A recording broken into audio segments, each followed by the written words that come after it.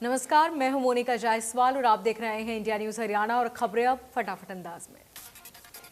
हरियाणा विधानसभा सत्र में मुख्यमंत्री मनोहर लाल ने अपने दूसरे कार्यकाल का तीसरा बजट पेश किया। सीएम मनोहर लाल ने 1,77,255 करोड़ का बजट पेश किया, जो पिछले साल के मुकाबले 15.6% ज्यादा है। सीएम मनोहर लाल ने प्रदेश में बजट में महिला विकास बाल विकास के लिए 2017.24 करोड़ का प्रावधान किया। हरियाणा के बजट में कौशल विकास और औद्योगिक प्रशिक्षण और रोजगार के लिए 1,671.37 करोड़ का प्रावधान किया। हरियाणा सरकार ने श्रम क्षेत्र के लिए 221.97 करोड़ का प्रावधान किया, ताकि श्रम क्षेत्र में इजाफा हो सके। सामाजिक न्यास के लिए 10,229 करोड़ का प्रावधान। हरियाणा के बजट में कृषि के लिए 5,988.76 करोड़ का प्रावधान और सहकारिता के लिए 1,537.35 करोड़ का प्रावधान। शासन लोक प्रशासन क्षेत्र के लिए 20,149.53 करोड़ रुपए का प्रावधान और सूचना प्रौद्योगिकी, इलेक्ट्रॉनिक और संचार के लिए 109.87 करोड़ का प्रावधान। हरियाणा सरकार ने बजट 2023 में महिला सशक्तिकरण पर जोर दिया, जिसमें राज्य स्तरीय पुरस्कार सुषमा स्वराज पुरस्कार की घोषणा की गई। इसमें महत्वपूर्ण योगदान देने वाली महिलाओं को पुरस्कार दिया जाएगा, जिसमें पत्र और 5 लाख रुपए की राशि होगी। महिला उद्यमियों के लिए हरियाणा मातृशक्ति उद्यमिता योजना की घोषणा की गई और उद्योग व्यापार व्यवसाय में उद्यमी बनने के लिए आसान ऋण मिलेगा।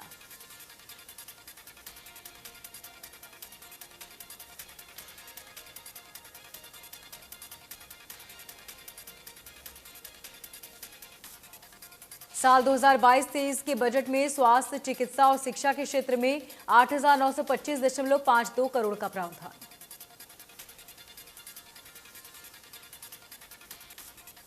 सीएम मनोहर लाल ने कहा, कोरोना के दौरान 30,820 करोड़ की उधारी ली, लेकिन 15वें वित्त आयोग में हमें 40,872 करोड़ उधारी की अनुमति थी। बजट को लेकर कैबिनेट मंत्री रणजीत सिंह ने कहा कि सभी विभागों को उम्मीद से ज्यादा बजट मिला है। बजट में गरीब और किसान कल्याण पर जोर है। कैबिनेट मंत्री मूलचंद शर्मा ने इस बार के बजट को शानदार बताया। उन्होंने कहा कि बजट में सरकार ने हर वर्ग का ख्याल रखा। बीजेपी के प्रदेश अध्यक्ष ओम प्रकाश धनखड़ ने इस बजट को समृद्ध स्वास्थ्य कल्याण की तस्वीर करार दिया। उन्होंने कहा कि मजबूत हरियाणा और मजबूत और करने के लिए एक ईमानदार कोशिश। सीएम मनोहर लाल की बजट पेशी पर नेता प्रतिपक्ष भूपेंद्र हुड्डा ने कहा कि ये बजट नहीं बल्कि भाषण है। बजट से हर वर्ग को निराशा। पूर्व शिक्षा मंत्री गीता भुक्कल ने भी बजट की आलोचना की। उन्होंने कहा कि बजट में पहले की बातें की गई हैं, कुछ नई बात नहीं है। विधायक कुलदीप ने इस बार के बजट को लेकर कहा कि बजट में रोजगार, युवा, किसान, मजदूर लोगों की बात नहीं की गई। कांग्रेस प्रदेश अध्यक्ष कुमारी शैलजा का बजट पर कहा कि सरकार ने राज्य का ध्यान नहीं रखा। महिलाओं पर सरकार ने विशेष पैकेज लाते बच्चियों की सुरक्षा के लिए विशेष पैकेज लाना था। कांग्रेस के वरिष्ठ नेता विजय प्रताप सिंह ने बजट को लेकर कहा कि बजट किसी भी वर्ग के लिए हित में नहीं है। उन्होंने कहा कि बजट को जिस तरीके से दर्शाया गया, ये केवल एक भाषण है, इसके अलावा कुछ नहीं। फरीदाबाद में कामकाजी महिलाओं ने बजट पर कहा कि लोन का ब्याज माफ कर महिलाओं को आगे बढ़ने का मौका दिया, लेकिन मैटरनिटी लीव को लेकर भी कुछ घोषणाएं नहीं करनी चाहिए थी। बजट को महिलाओं ने अच्छा करार दिया। महिलाओं ने सुषमा स्वराज के नाम से अवार्ड घोषित होने की तारीफ की। इससे महिलाओं को प्रेरणा मिली। कुरुक्षेत्र में कृषि एवं किसान कल्याण विभाग की तरफ से 1 दिवसीय प्राकृतिक कृषि कार्यशाला का आयोजन किया गया। कार्यशाला में मुख्यमंत्री मनोहर लाल ने शिरकत की। कार्यक्रम में विशिष्ट अतिथि के रूप में गुजरात के राज्यपाल आचार्य देवव्रत और कार्यक्रम के अध्यक्ष कृषि मंत्री जेपी दलाल मौजूद रहे। मुख्यमंत्री ने कुरुक्षेत्र की लगभग 37 करोड़ 37 लाख की 3 परियोजनाओं का उद्घाटन किया। खेल मंत्री संदीप, सांसद नायाब सिंह सैनी और विधायक सुभाष सुधा मौजूद रहे। पलवल के जिला चिकित्सा अधिकारी डॉक्टर ब्रह्मदीप सिंह ने कहा कि नागरिक अस्पताल में स्नातक कोचर और डेवलप में जल्द ही शुरू होगा। इसमें डॉक्टरों को बहुत लाभ होगा।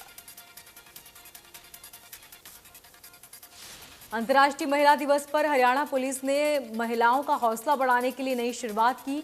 महिला पुलिस कर्मियों को स्कूटी दी गई। सीजेएम शिखा यादव ने महिला पुलिस कर्मियों को हरी झंडी दिखाते हुए स्कूटी यात्रा की शुरुआत की। महिला पुलिस कर्मियों ने जागरूकता रैली निकालते हुए महिलाओं को जागरूक किया।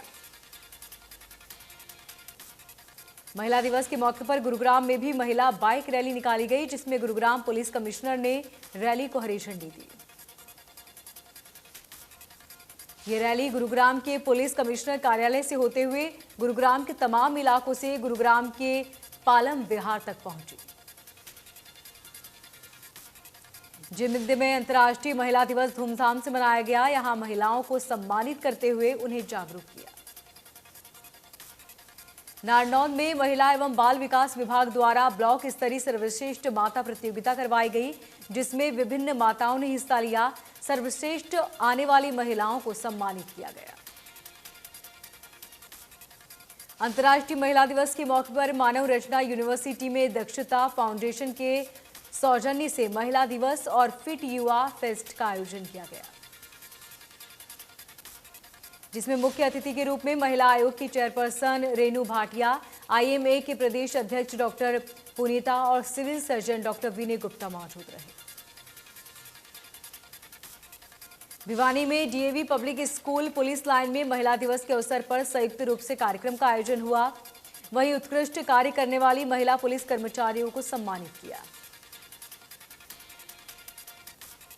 सिरसा में बरनाला रोड स्थित महिला थाने में उत्कृष्ट कार्य करने वाली महिलाओं के सम्मान में कार्यक्रम का आयोजन किया गया। अंबाला में अंतर्राष्ट्रीय महिला दिवस के मौके पर राष्ट्रीय मानवाधिकार एवं अपराध नियंत्रण ब्यूरो द्वारा कई क्षेत्रों में अतुल्य योगदान देने वाली महिलाओं को सम्मानित किया। तो शाम में चौधरी बंसीलाल महिला महाविद्यालय में महिला दिवस पर महिलाओं ने कानूनी अधिकारों के संबंध में जागरूकता कार्यक्रम चलाया। इस कार्यक्रम में जिला विधिक सेवा प्राधिकरण के सचिव एवं मुख्य न्यायिक दंडाधिकारी हिमांशु सिंह मुख्य अतिथि के रूप में शामिल हुए। यमुनानगर में महिला दिवस पर फैमिली वेलफेयर एसोसिएशन ने मेगा मेले का आयोजन किया, जिसमें रमन सलूजा मुख्य अतिथि के रूप में शामिल हुए। अंबाला में बेटी बचाओ बेटी पढ़ाओ चौक पर महिला पुलिस ने राहगीर महिलाओं को गुलाब का फूल देकर अंतर्राष्ट्रीय महिला दिवस की शुभकामनाएं दी। इस दौरान महिला एसएचओ ने लड़कियों को सेल्फ डिफेंस और अपराध के प्रति जागरूक किया। फरीदाबाद में टीबी बीमारियों को लेकर बादशाह खान अस्पताल में लोगों को जागरूक किया गया। 2025 तक टीबी बीमारी खत्म करने को लेकर स्वास्थ्य विभाग प्रयासरत है। इस दौरान लोगों को टीबी के लक्षणों की जानकारी देने के साथ साथ बताया कि अगर सही समय पर इसकी पहचान हो जाए तो इसे खत्म किया जा सकता है। महिला दिवस पर अंबाला में आशा वर्कर्स ने रोष प्रदर्शन किया। आशा वर्करों ने सरकार के खिलाफ जमकर नारेबाजी की। आशा वर्करों ने कहा कि एक तरफ सरकार महिलाओं के सम्मान की बात करती है, जबकि दूसरी तरफ हिंसक बल प्रयोग किया जाता है। अंतर्राष्ट्रीय महिला दिवस पर अपनी मांगों को लेकर जन संघर्ष मंच हरियाणा मनरेगा मजदूरों और निर्माण कार्य मजदूरों ने सरकार के खिलाफ प्रदर्शन किया। मजदूरों ने कहा कि सरकार ने 100 दिन काम देने का वादा किया था, लेकिन महीने में 5 ही दिन काम मिलता है। प्रत्येक मजदूर को 1 साल में 200 दिन काम की गारंटी दे। महिला दिवस के मौके पर आशा वर्कर सड़कों पर उतरी और नगर निगम कार्यालय पर बैठकर नारेबाजी की। उन्होंने कहा कि 15 मार्च को वे सदन मार्च करेंगी। आशा वर्कर्स का कहना है कि अपनी मांगों को लेकर अधिकारियों से लेकर मंत्री तक से गुहार लगा चुके हैं, लेकिन किसी ने फरियाद नहीं सुनी। अंतर्राष्ट्रीय महिला दिवस पर आंगनबाड़ी वर्करों का सरकार के खिलाफ चल रहा धरना प्रदर्शन 91 दिन भी जारी। आंगनबाड़ी वर्कर्स ने कहा कि मुख्यमंत्री अपने वादे को नहीं निभा रहे। जो बात उन्होंने 4 साल पहले की थी वो अब तक पूरी नहीं की गई।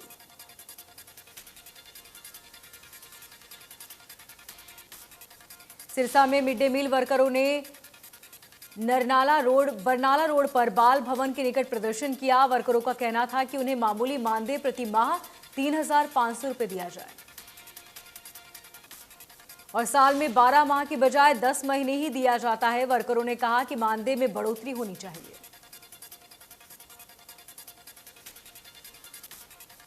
महिला दिवस पर झज्जर में मिड डे मील और आशा वर्करों ने सरकार के खिलाफ जमकर प्रदर्शन किया। महिला वर्करों ने पहले झज्जर लघु सचिवालय पर धरना दिया और प्रदर्शन करते हुए राव तुलाराम चौक पर पहुंचे। रूस यूक्रेन के बीच 14वें दिन भी युद्ध जारी। रूस ने विदेश मुद्रा की बिक्री पर रोक लगाई। कस्टमर अपने अकाउंट से अधिकतम $10,000 विदेशी मुद्रा निकाल सकेंगे। अमेरिकी राष्ट्रपति जो बाइडेन ने ऐलान कर दिया है कि अमेरिका अब रूस से तेल और गैस का आयात नहीं करेगा। रूस और यूक्रेन के बीच युद्ध में यूक्रेन में भारी तबाही। इस दौरान यूएस यूक्रेन को आर्थिक मदद के तौर पर 100 करोड़ अमेरिकी डॉलर देगा। यूक्रेन के सूमी समेत अन्य इलाकों में रूस की तरफ से हवाई हमले किए गए। एयर स्ट्राइक के दौरान सूमी के 16,000 के आर्टोम प्रीमेंको पूरे परिवार मारे गए। रूस ने यूक्रेन के 61 अस्पतालों पर मिसाइल दागकर उसे तबाह कर दिया। यूक्रेन के स्वास्थ्य मंत्री ने कहा कि रूसी सेना ने इमारतों और चिकित्सा उपकरणों को पूरी तरह नष्ट किया।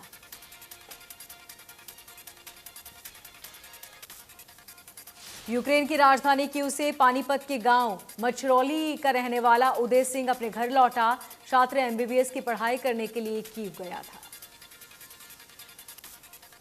छात्र ने कहा कि खुद के रिस्क पर कीव से वो स्लोवाकिया बॉर्डर पहुंचा। वहां से सरकार के फ्लाइट के जरिए वो भारत आया।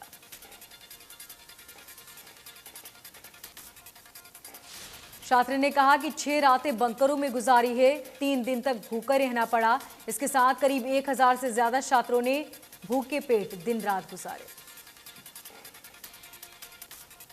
माउंट एवरेस्ट की चोटी पर 3 बार तिरंगा फहराने वाली भारतीय पर्वतारोही अनीता का लगन और सच्चे इरादा मजबूत है तो कामयाबी जरूर मिलेगी, कहा। अनीता ने कहा कि अपने सपने देखना, उन्हें पूरा करना एक महिला का हक है। फिर जीवन में भले जो भी मुश्किलें आए वो जरूर पूरी कर सकती है। देश में थमी कोरोना की रफ्तार। 24 घंटे में 3,000 से ज्यादा मामले, 108 मरीजों ने गंवाई जान। एक्टिव केस 59,000 के पार। हरियाणा में थमी कोरोना की रफ्तार। एक दिन में 157 नए मामले, 2 मरीजों ने दम तोड़ा। एक्टिव केस 1,015 बचे। सबसे ज्यादा गुरुग्राम में 68 केस।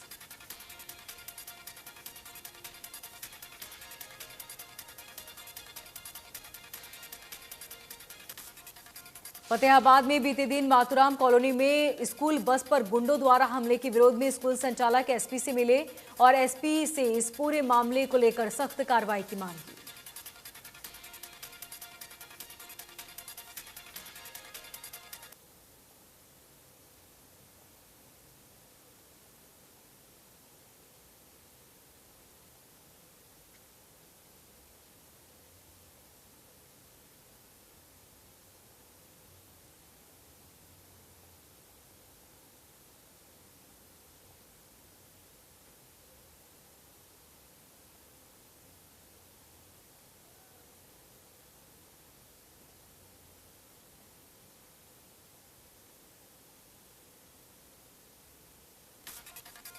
वहीं मामले में एसपी ने जल्दी ही आरोपियों की पहचान कर सख्त कार्रवाई का भरोसा दिया।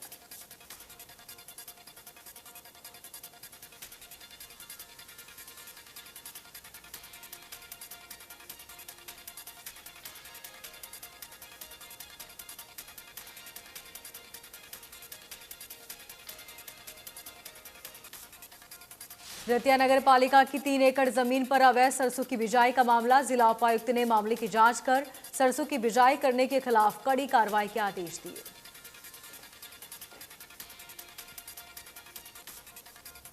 गुरुग्राम के एमजी रोड पर कोर्ट के केस विचाराधीन होने के बावजूद भी 70 करोड़ की जमीन को कब्जा मुक्त किया गया। 200 से ज्यादा पुलिसकर्मी और जेसीबी की मदद से हुड्डा स्टेट टीम ने कब्जा मुक्त कराया। 1.5 महीने पहले महिंद्रा फ्रंट चॉइस फ्रेंचाइजी संचालकों को नोटिस दिया गया था।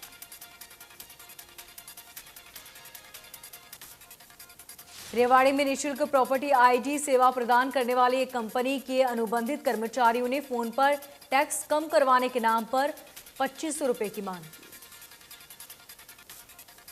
वहीं उस कर्मचारी ने 1500 एडवांस भी ले लिए। फोन रिकॉर्डिंग और पीड़िता की शिकायत पर कंपनी प्रबंधन ने कर्मचारी के खिलाफ धोखाधड़ी का मामला दर्ज कराया। पलवल में नगर परिषद के बिल्डिंग इंस्पेक्टर को 5 लाख रुपए की रिश्वत लेते रंगे हाथों गिरफ्तार किया गया। आरोपी ने दुकानों का नक्शा पास कराने के लिए 10 लाख रुपए मांगे थे। शिकायतकर्ता ने विजिलेंस को इसकी शिकायत दी। विभाग की टीम ने छापेमारी कर आरोपी को 5 लाख रुपए के साथ काबू किया।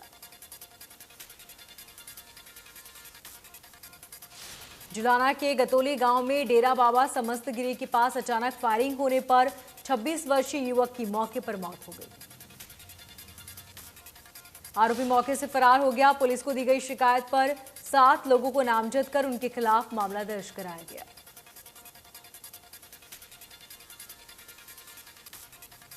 प्रतिबंधित दवाइयों के साथ एंटी नार्कोटिक्स सेल की टीम ने एक महिला और उसके पति को गिरफ्तार किया। दोनों के खिलाफ केस दर्ज कर कोर्ट में पेश किया गया। कोर्ट में पेशी के बाद दोनों को न्यायिक हिरासत में भेजा गया। पुलिस मामले की जांच में जुटी। पलवल में होडल की अपराध शाखा द्वारा पुलिस ने विशेष अभियान के तहत एक युवक को अवैध हथियारों के साथ गिरफ्तार किया। आरोपी से 2 देसी कट्टे और 3 जिंदा कारतूस बरामद किए। आरोपी के कब्जे से एक स्कूटी भी बरामद की। पुलिस ने आरोपी को अदालत में पेश कर रिमांड पर लिया। रादौर में महिला की संदिग्ध परिस्थितियों में मौत हो गई, जिसके बाद मृतका के परिजनों ने ससुराल पक्ष पर जहर देकर जान से मारने का आरोप लगाया। गुरुग्राम में मंडी में फलों की दुकान में आग लग गई। सूचना मिलते ही दमकल विभाग मौके पर पहुंचा और बमुश्किल आग पर काबू पाया। गनीमत रही कि हादसे में कोई हताहत नहीं हुआ। हालांकि आग में जलकर लाखों का नुकसान हुआ। सोनीपत के इंडस्ट्री एरिया में देर रात फैक्ट्री में आग लग गई। शॉर्ट सर्किट की वजह से आग लगी। फैक्ट्री में मशीनें और कच्चा सामान जलकर राख। कई घंटों की मशक्कत के बाद आग बुझाई गई। वहीं शटर खोलने के बाद जान बचाने के दौरान एक व्यक्ति के हाथ और पैर बुरी तरह जल गए। गुरुग्राम के सेक्टर 52A में ताऊ देवीलाल पार्क में बनी 6 से ज्यादा झुग्गियों में आग लग गई। शॉर्ट सर्किट की वजह से आग लगी। दमकल विभाग की टीम ने मौके पर पहुंचकर आग पर काबू पाया। भिवानी तोशाम मार्ग पर सागवन गांव के निकट प्राइवेट बस ने टेम्पो को पीछे से टक्कर मार दी, जिसमें एक युवक की मौके पर मौत हो गई, जबकि 2 गंभीर रूप से घायल हुए। पुलिस ने मौके पर पहुंचकर घायलों को सामान्य अस्पताल भेजा और शव को कब्जे में लेकर पोस्टमार्टम के लिए भेजा। माइक्रोसॉफ्ट ने भारत में अपने नए क्लाउड डेटा के सेंटर का अनाउंसमेंट कर दिया है। यह भारतीय सीजन का सबसे बड़ा डेटा सेंटर भी होगा। यहां कई चीजों पर काम किया जाएगा। रूस यूक्रेन युद्ध से सोना चांदी में शानदार तेजी देखने को मिल रही है। हफ्ते के पहले कारोबारी दिन आज सोना एक बार फिर से 53,500 रुपए प्रति 10 ग्राम के पार निकल गया। शेन वॉर्न को पूर्व भारतीय कप्तान सुनील गावस्कर ने वॉर्न को क्रिकेट इतिहास का बेस्ट स्पिनर बताने से इनकार कर दिया था। अब उन्होंने अपने बयान को लेकर माफी मांगी। विराट कोहली रोहित शर्मा की कप्तानी में टेस्ट खेलने के बाद इंडियन प्रीमियर लीग आईपीएल में फाफ टू प्लेसिंग की कप्तानी में खेलेंगे। रॉयल चैलेंजर्स बेंगलुरु आरसीएम के लिए कप्तान चुना गया।